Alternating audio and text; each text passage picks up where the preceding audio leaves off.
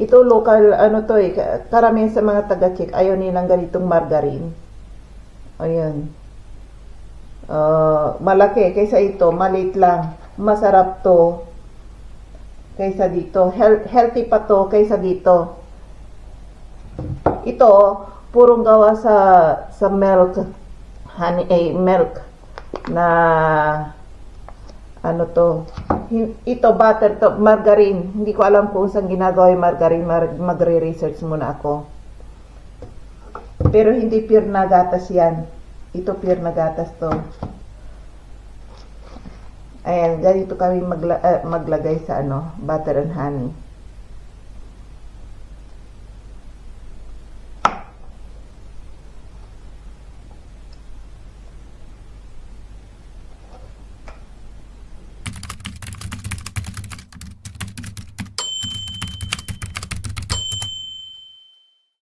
So guys, dito ulit tayo magkakape.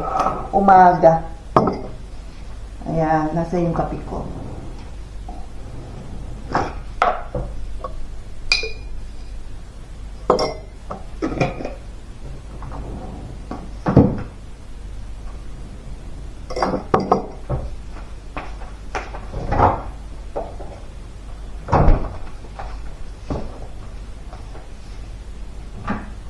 Tara, kape tayo. At ito. Yan yung kape ko. Ganyan.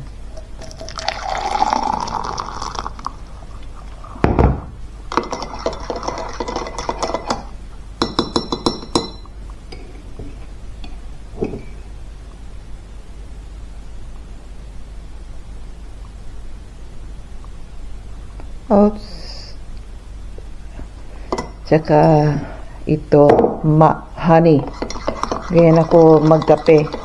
Ayoko ng asukal na natuto na rin ako sa sawa ko sa ano, hindi siya naglalagay ng asukal sa kape niya. Tsokolate powder or honey nilalagay. Dati ang nilalagay namin asukal. Hindi healthy yung asukal sa kape. Ayan.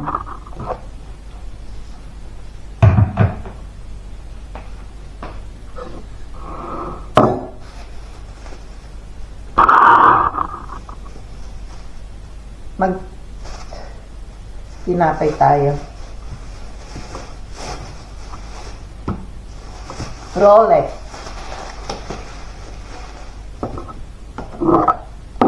Ayan, takpan natin to.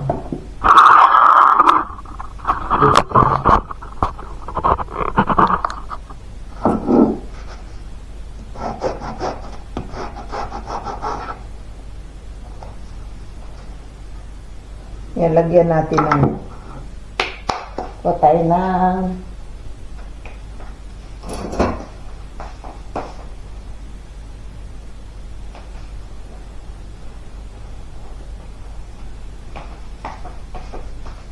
ano, ito yung butter. Sabi ng asawa ko, masarap to kaysa yung ito.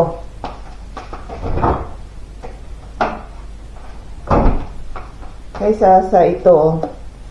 Ito local, ano to eh, karamihan sa mga taga-Czech, ayaw nilang ganitong margarine. Ayan.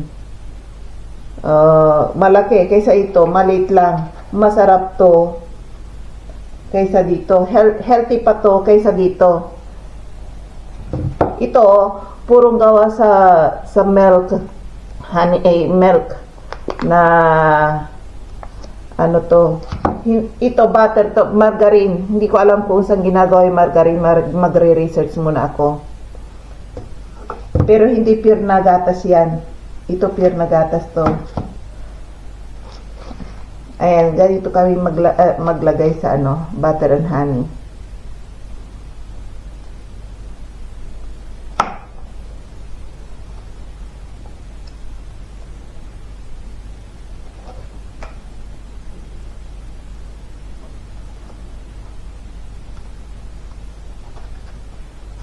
Yan, ganyan lang yan. Tapos, i-close natin. Tapos, lagyan natin ng honey. Ayan, oh. Paubos na na eh. Bibili na naman yung asawa ko. Yan lang kami maglagay. Masarap to. Try nyo yung butter and honey sa Rolex. Masarap. Yan. Takpan natin. Tingnan niyo itong original na honey. Kapag nilagay mo sa refrigerator, hindi nagiging solid. Ganun pa rin. Liquid pa rin. Pero yung mga peke na may binita sa aming mga peke, nilagay ko sa refrigerator, naging solid, parang bato. Naku. Kaya ganyan yung mga original na honey. Ayan. Kain tayo. Tingnan nyo. Parang cheese yung parang cheese yung ano ba ito? Butter. Yan. Binili ng biyanan ko para sa asawa ko. Ayan. Inuwi naman ng asawa ko dito. Ayan. Ang ginagamit niya, ito yata sa agahan, margarine.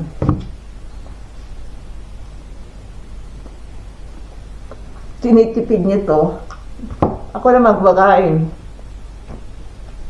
Kaya kahit tayo. Ayan, katapos natin mag-agahan, lobas tayo. Ayan ang Sarap. makulimlim. Anong oras na yan? Kape.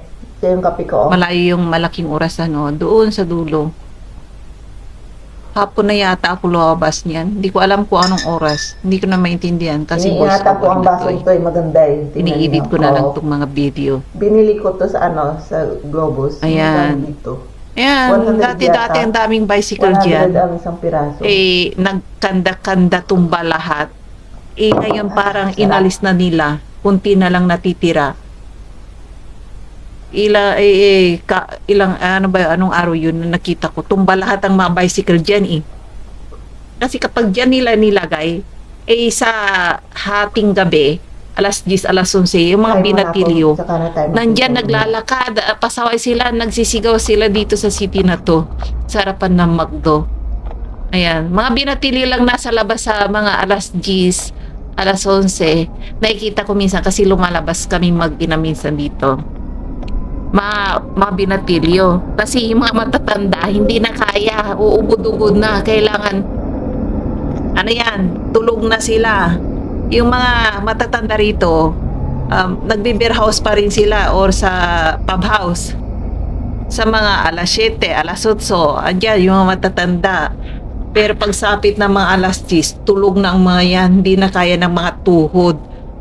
Ayan, kaya yung mga binatilyo, kasi dito sa amin may diskuhan, may club pa.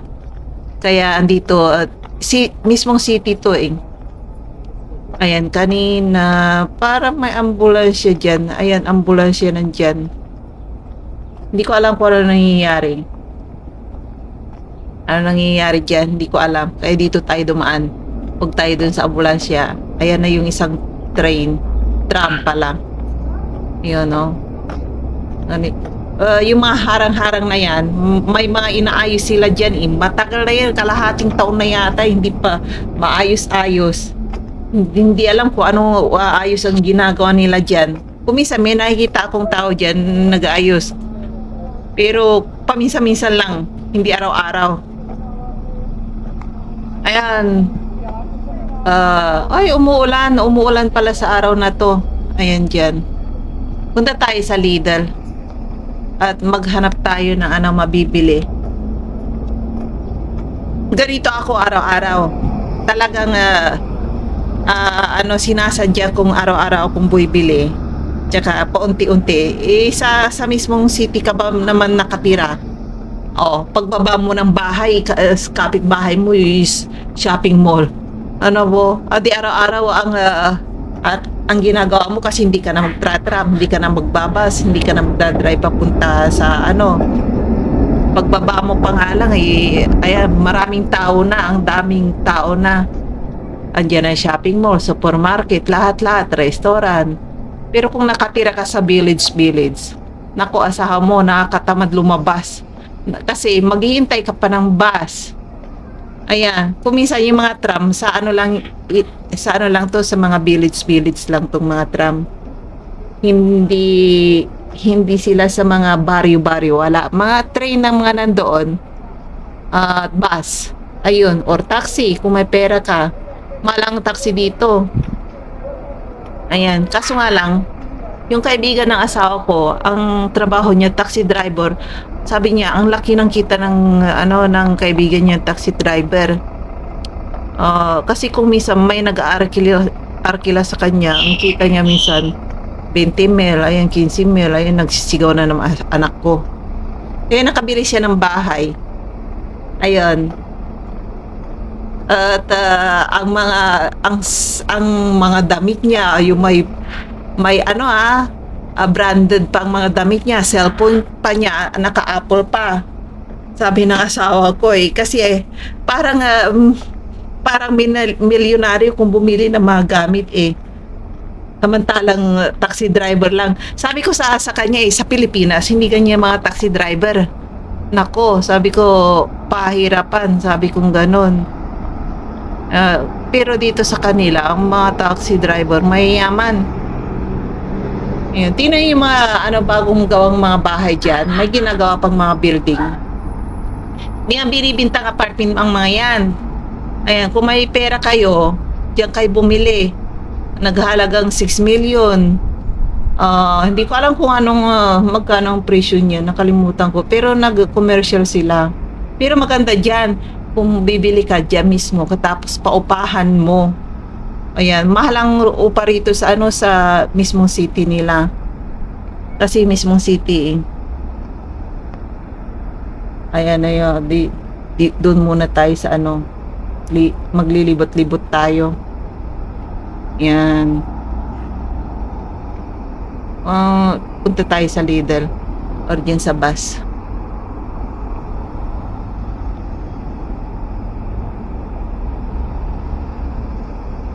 Ayan, tingin muna kayo.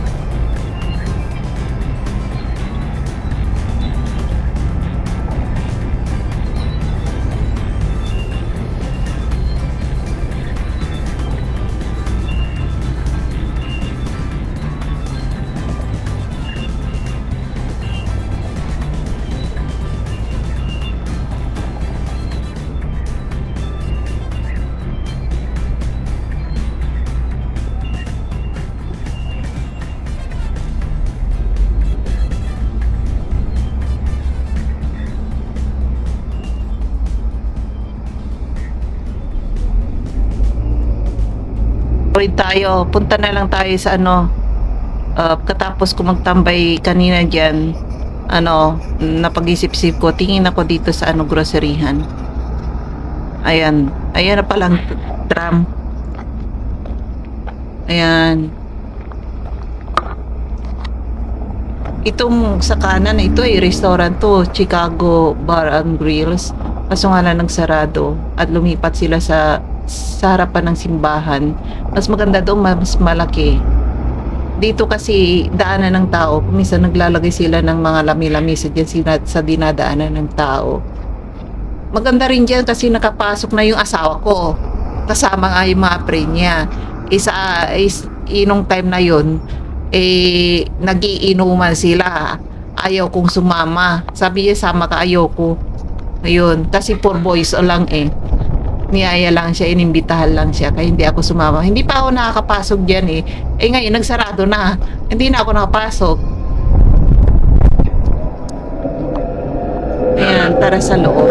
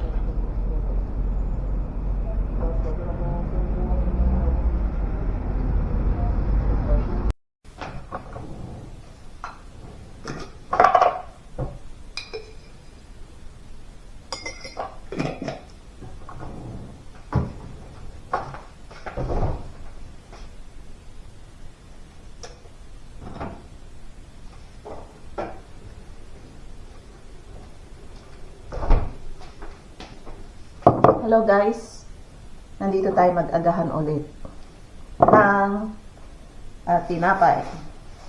Ito, kunti lang binili ko, 3 kasi madaling masira. Ibang, pag hindi mo na kayo ng 2 araw, titigas na kaagad. Kaya kunti-kunti lang. Mura lang to, tagdodos lang. Sa pera dito ha. At ito honey ko, paubos na. Ito yung butter ko, quality butter to. Kaya nakasupot ng ganito.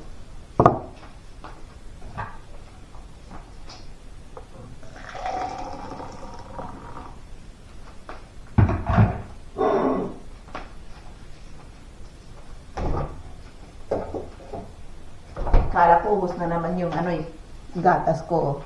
Ayan, maggatas tayo. Kita ko sa inyo. Parang tubig lang yung gatas dito ay maglagay muna tayo ng yung honey. Yan. Kailangan pag maglagay ka ng honey, yung mainit-init yung kape para matunaw kaagad. Tapos maglagay tayo ng kalahating kape, kalahating gatas kasi mura dito Ayan, tag-8 lang sa pera nila.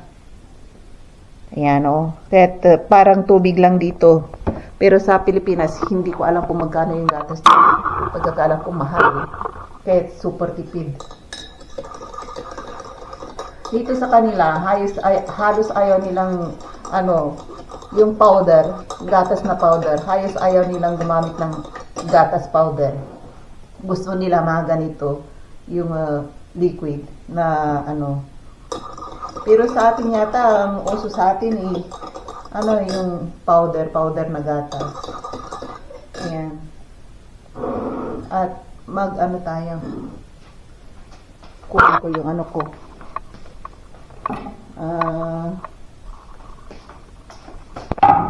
Yan. Hindi ko nagagamit yung isa kumpara. Kasi, walang SD card. Kaya ito lang muna. Kapag nakabili ako, yun ang gagamitin ko. Yung parang digicam. camera dahil gaganyan. Kung nasan kayo umiikot din.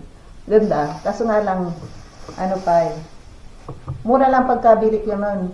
Ilalagay ko yung link dyan sa baba kung saan ko nabili yun. Mura lang, 1,800 lang. Dito sa check yun. Kaya kung nasa Europe kayo, bumili kayo sa Temo, mura lang. Ayan o, medyo matigas na tong tinapay na to. Eh, bumili ako kahapon ng 3 bago to. Ayan. Mag-agahan muna tayo. Ayan. Tignan nyo kung paano gumana honey and butter.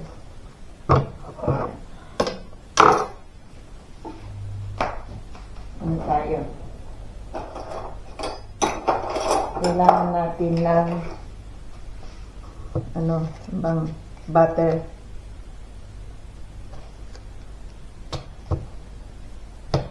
Sarap to kapag inilagay ninyo.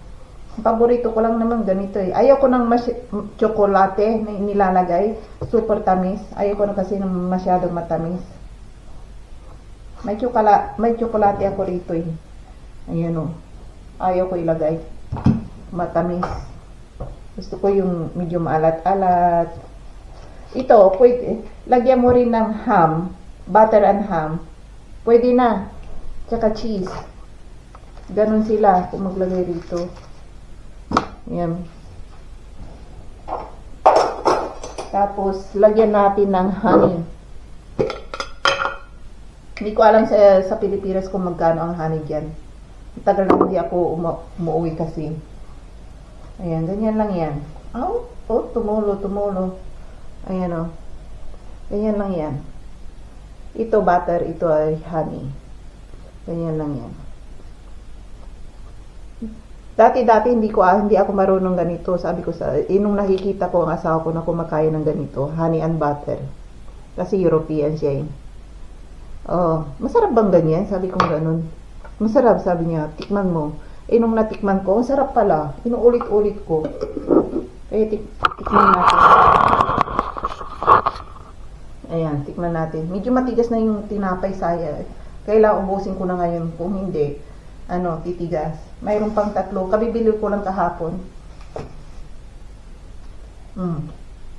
Sarap. Tapos yung kape. Kakape tayo. Maganda ang araw ngayon. May araw ngayon.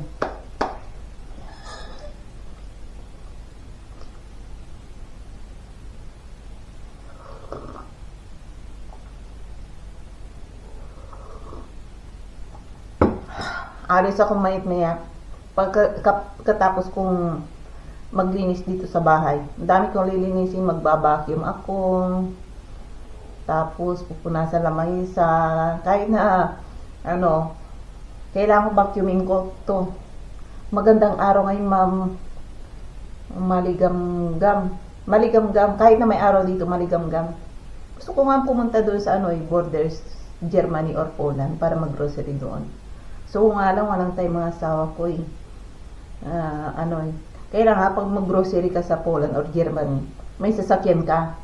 Ayaw ko kasi yung nag-grocery ako katapos bibit-bitin ko lang. Nako, 3 or 4 na piraso lang madadala ko. Pero kapag kasama ko ang asawa kong bultuhan, punong-puno yung sasakyan. Kaya ayaw niya akong igalag yan sa mga groceryhan.